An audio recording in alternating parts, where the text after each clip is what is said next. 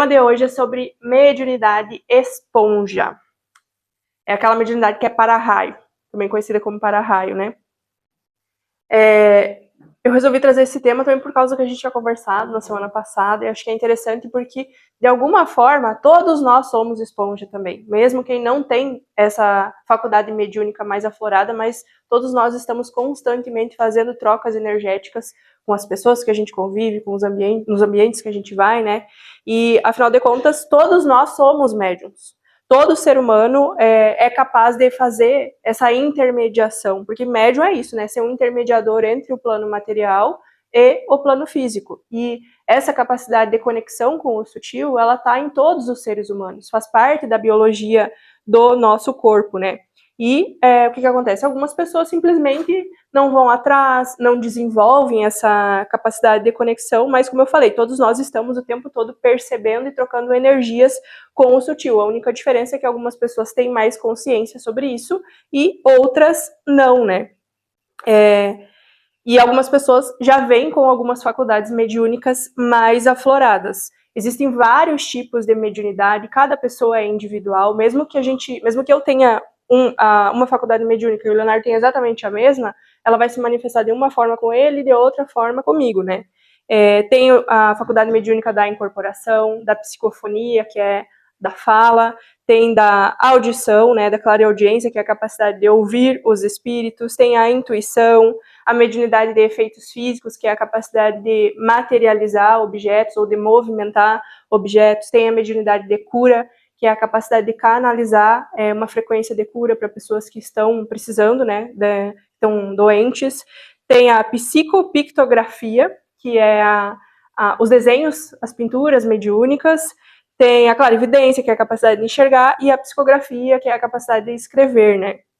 E essa mediunidade esponja, ou também conhecida como mediunidade para-raio, o que acontece? A pessoa ela tem uma sensibilidade muito mais forte em todos os órgãos do sentido, no olfato, na visão, na audição, no paladar, no tato, né? E qual que é o significado da palavra esponja? É aquilo que absorve facilmente. Então, essa pessoa, ela tem uma hipersensibilidade para absorver as energias do ambiente. Então, aonde ela passa, aonde ela vai, ela capta tudo ali, e aí vai virando um acumulador de energia, que pode ser densa ou pode ser positiva, né? E a mediunidade esponja, se a pessoa não tem outro tipo de mediunidade, como a mediunidade de incorporação, ou a clarividência, ou a clareaudiência, é muito difícil dela saber que tem essa mediunidade. Tem muitas pessoas que têm a mediunidade esponja e elas só vão descobrir que tinham depois do desencarne. Os mentores dizem que mais que 90% das pessoas que têm mediunidade esponja não sabem que têm. 90% é muita gente. É muita gente. Então, assim, é muito comum a gente ver essa manifestação desse tipo de mediunidade naqueles casos de pessoas que estão sempre doentes. Sabe aquela pessoa que ela não pode sair da casa, ela não pode botar o pé pra fora, que ela tá passando mal, ela tá doente. Se tem que acontecer alguma coisa, pode saber que vai acontecer com aquela pessoa ali, né? A pessoa que ela chega no ambiente, por exemplo, se tá todo mundo ansioso, chega alguém que tem mediunidade esponja, ela vai sugar a ansiedade de todo mundo que tá ali, e todo mundo vai ficar calmo, tranquilo, e ela vai parecer que é a pessoa ansiosa, porque ela absorveu, né? Se ela chega num lugar e a pessoa tá com dor de cabeça, ela puxa aquela dor de cabeça pra ela, e parece que é ela que tá sentindo. Por isso que as pessoas não sabem se elas não têm outro tipo de mediunidade, porque elas passam a acreditar que isso é um sintoma de algum problema emocional, algum problema físico, e aí vai médico e investiga, toma remédio, e não tem solução nunca, e passa a encarnação inteira na saladaia, porque não sabe que é mediunidade desequilibrada, né? E essa manifestação em forma de doença, né, de absorver, é a principal característica, mas ela pode, como eu falei, cada pessoa é uma pessoa, cada cabeça é uma sentença, né? Ela pode se manifestar de diferentes formas em diferentes pessoas. E como a pessoa não tem outro tipo de mediunidade, ela pensa, eu não tô vendo, eu não tô sentindo nada, então não deve ser nada, né? Não vou ir atrás, não vou buscar, porque deve ser algo físico mesmo. E muitas vezes o mentor ele passa a encarnação toda irradiando intuição ali para a pessoa ir atrás da espiritualidade, para a pessoa buscar conhecimento. Aí o que acontece? A pessoa ela tem lá no fundo uma leve intuição, assim, tipo, eu tinha curiosidade de ir no centro espírita, eu tinha uma curiosidade de ir no terreiro, mas ela, não deve ser nada, e deixa pra lá. Mas isso já é o mentor intuindo, essa curiosidade que tá lá no fundo da nossa mente, já é uma intuição dos mentores. E também tem encarnações que a gente faz só para cuidar da nossa mediunidade. Provavelmente vocês conhecem, ou mesmo já aconteceu com algum de vocês, de chegar na frente de um guia, de um preto velho, de um caboclo, e ele fala assim, a filha tem que trabalhar a espiritualidade dela. A filha tem que entrar para a corrente. A filha tem que entrar aqui para trabalhar. Na maioria, não estou dizendo que é, né? Mas pode ser que seja um caso onde a pessoa colocou como propósito, um dos principais objetivos daquela encarnação, vir para trabalhar aquela mediunidade. Por quê? Trabalhar a mediunidade é um dos aprendizados que a gente tem que fazer na nossa jornada evolutiva espiritual. Então, mais cedo ou mais tarde, vai ter uma encarnação ou outra, a gente vai ter que descer para fazer esse aprendizado aqui, né? Tem um caso de uma pessoa, um relato, né? De uma pessoa que tinha essa mediunidade esponja e ela se manifestava através de uma dor insuportável no corpo.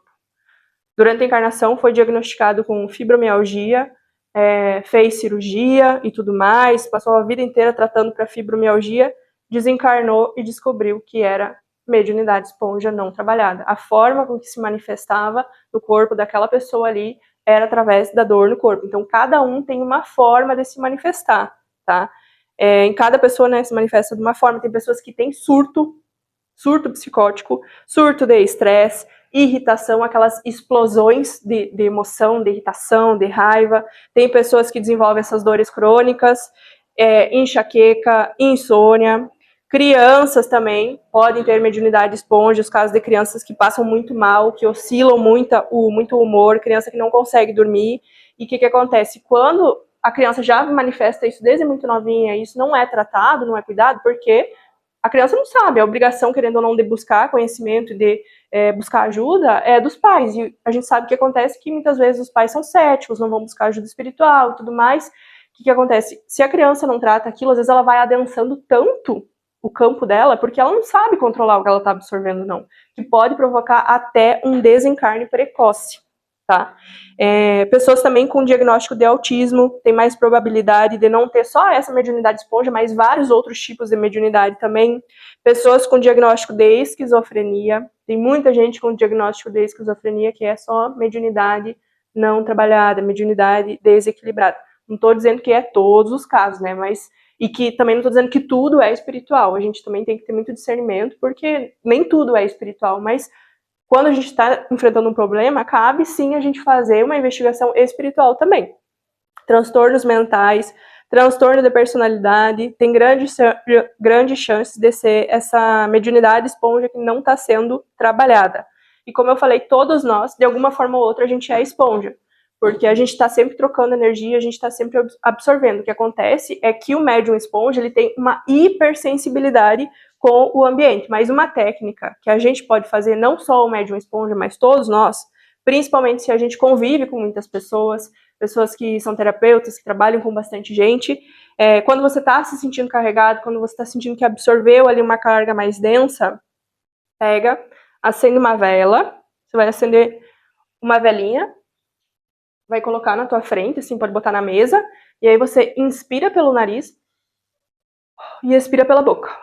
De forma que o ar da tua boca saia próximo, não para apagar a vela, né, mas para soprar o ar próximo do fogo da vela. Por quê? A chama da vela, ela tem a proporção correta para absorver e para puxar esse tipo de densidade no nosso campo. Então, acende a vela, inspira pelo nariz, expira pela boca. Enquanto você vai fazendo isso, já vai mentalizando ali tudo aquilo que aconteceu na semana, o que aconteceu naquele dia, que te deixou pesado, que te deixou angustiado, aquela carga, né, que você absorveu para colocar para fora tudo isso. Como eu falei, pode ser, não precisa necessariamente ser o médium esponja, mas é uma técnica que todos nós podemos fazer para liberar, porque existe um estudo que chama razão e proporção dos elementos. E a chama da vela tem a razão e a proporção adequada de fogo para ajudar a liberar esse tipo de energia aqui, que a gente está falando, né?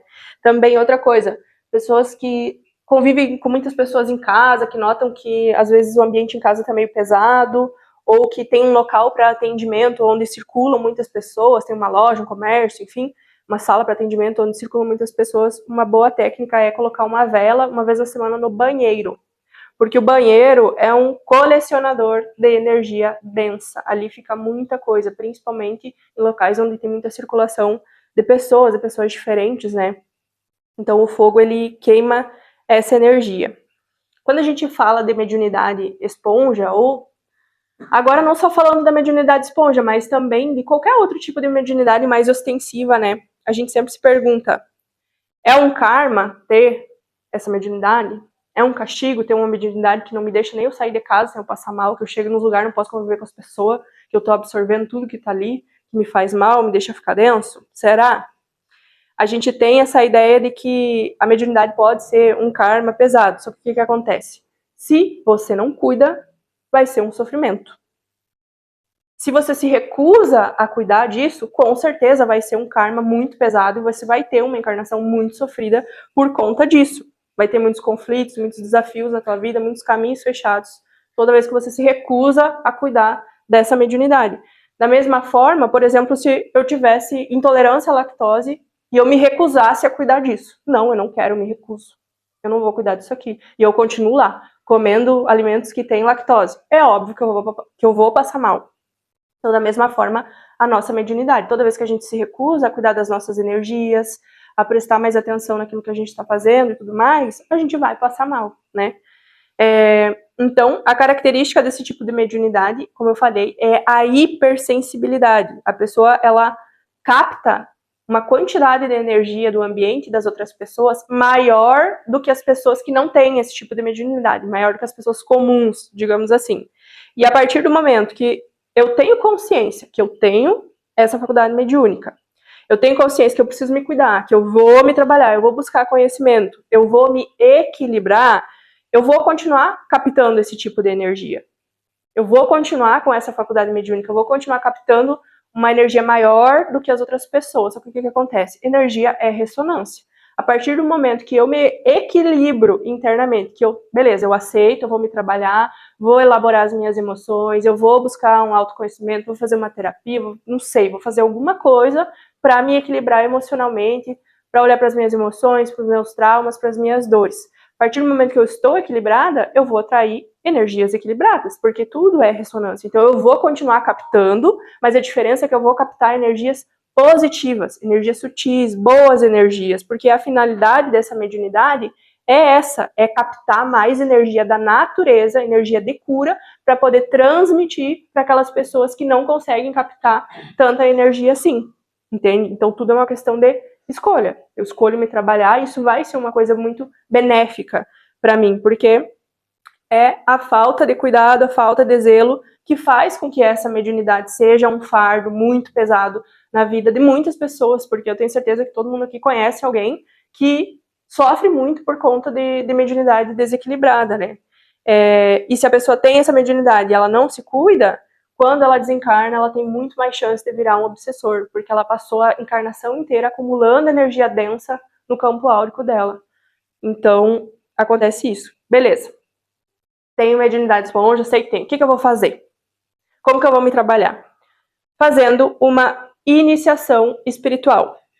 O que é uma iniciação espiritual? É você tirar um tempo da tua semana, do teu dia, para você ir estudar sobre chakras, sobre energias, como que essas energias funcionam, sobre os corpos sutis, sobre os espíritos, sobre frequência, sobre vibração, sobre magnetismo, e isso não tem nada a ver com religião. A gente tem que tirar isso da nossa cabeça. Não tem nada a ver com você entrar num lugar para incorporar, para receber guia. Não. É o estudo, o conhecimento, o autoconhecimento de como que eu funciono, como que o meu corpo funciona. Onde que são as brechas kármicas, aliás, quais são as brechas emocionais que eu abro? Quais são os meus desequilíbrios emocionais? O que mais me irrita? O que me magoa? O que me frustra? Onde que eu preciso trabalhar? Quais os traumas que eu ainda tenho dentro de mim que são brechas para essas energias densas virem e se acoplarem em mim? Isso é uma iniciação, um estudo sobre si mesmo, sobre o nosso caráter, sobre as minhas sombras, sobre os meus talentos e as minhas qualidades também, sobre o meu planejamento encarnatório, aquilo que eu vim realizar, aquilo que eu vim aprender aqui, porque é tomando consciência de quem eu sou, de quem eu sou de verdade, encarando, olhando no espelho, sem fugir, sem querer mascarar nada, que a gente aprende a lidar com a gente mesmo. Não tem outra saída.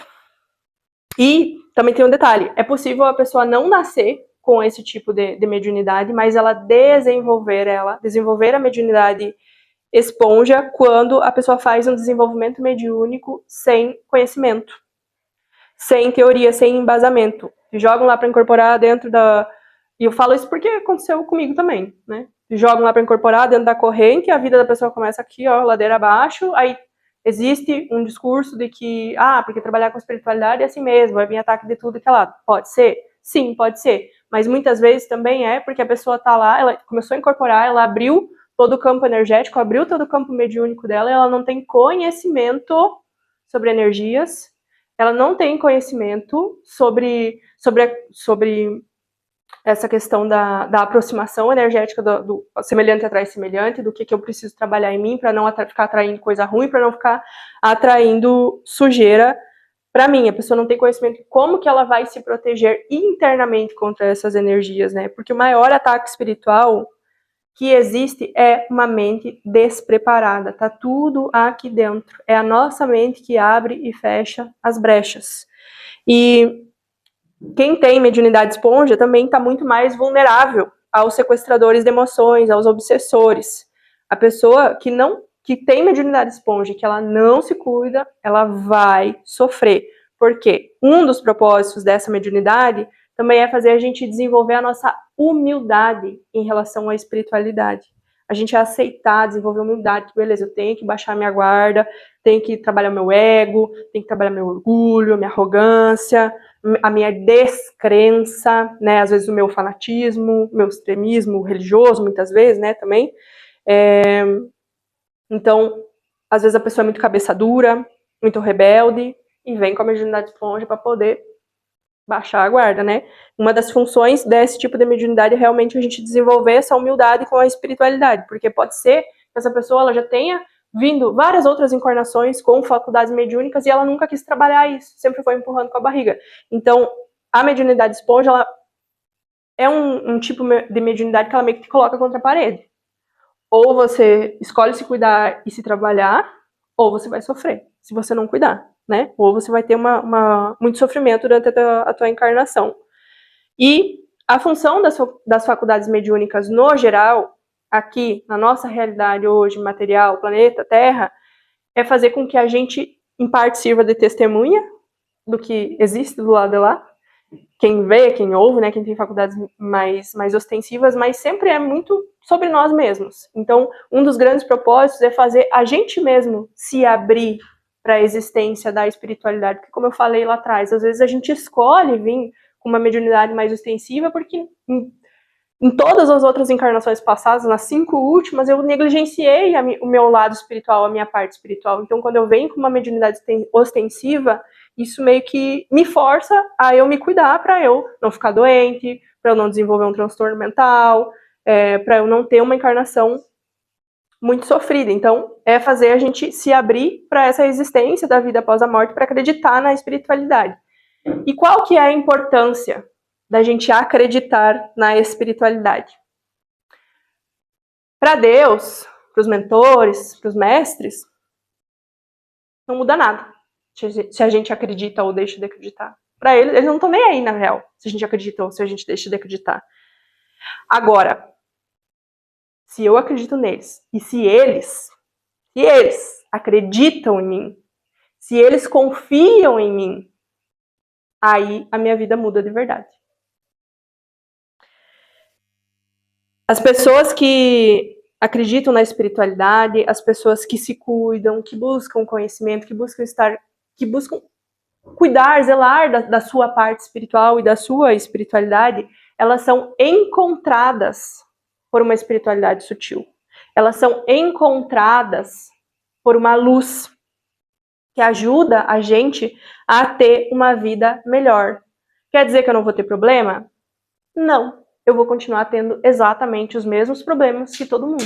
Vou ter que pagar boleto, vou ficar doente às vezes, vou ter desafio, vou ter BO surgindo do nada, vou ter que matar 1 leão por dia, vou. Mas a diferença é que quando eu cuido da minha parte espiritual, me abro para essa conexão com eles, e eles confiam em mim, eu passo a desenvolver uma força, uma clareza e uma calma para enfrentar esses problemas que absolutamente nada na vida material, na vida terrena, vai me trazer.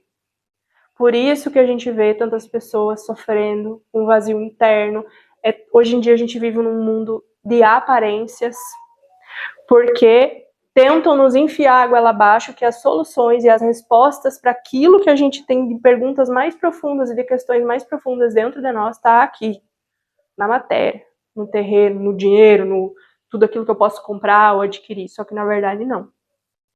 A maior glória que eu posso atingir enquanto encarnado é saber que a espiritualidade confia em mim e confia na minha capacidade de ser uma pessoa melhor e de fazer aquilo que eu me propus a fazer. E o melhor que a gente pode fazer por nós mesmos é fazer tudo que está ao nosso alcance para não decepcionar primeiro eles, que confiam em nós, porque o trabalho deles também depende de nós, em partes. E quando a gente está aqui, eles estão confiando em nós, eles estão confiando que a gente vai sair daqui e a gente vai tentar fazer algo melhor com aquilo que a gente aprendeu hoje, seja aqui, seja na rua, seja em casa, enfim, a gente está constantemente tendo novas oportunidades para aprender. E eles estão sempre confiando e eles têm toda a paciência do mundo para que a gente consiga fazer aquilo que a gente se propôs a fazer. E a maior vitória que a gente pode ter é saber que a gente confiou, que a gente acreditou, que a gente fez tudo que estava ao nosso alcance pelo nosso melhor e para agradecer também essa confiança que eles depositam em nós.